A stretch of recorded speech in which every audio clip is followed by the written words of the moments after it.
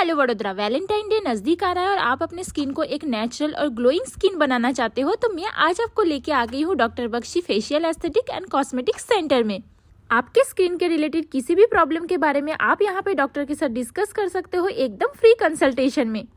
Wedding season चालू है, यहाँ पे ब्राइड टू बी और ग्रूम टू बी के लिए भी special bridal facial, vampire facial, hydra facial और पार्टी फेशियल भी करवा सकते हो। हमने यहाँ पे करवाया था हाइड्रा फेशियल, जो कि 6 to 7 स्टेप प्रोसीजर होता है। यहाँ पे आपकी जो डार्क लेयर और ब्लैक हेड्स होते हैं वो रिमूव होते हैं और स्किन विटामिन सी और विटामिन ई से नरिश होता है। इसके अलावा आप यहाँ पे medical hydra facial, chemical peeling, Botox and feeling, thread lift और नॉन सर्जिकल स्किन टाइटनिंग जैसे ट्रीटमेंट भी करवा सकते हैं।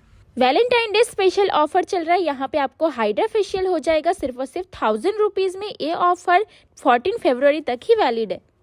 सो गाइज, जल्दी से वीडियो को फ्रेंड्स एंड फैमिली में शेयर कीजिए और आज ही विजिट कीजिए मेघना नगर शॉपिंग सेंटर, जावेद नगर, वाघोड़िया रोड, वडोदरा।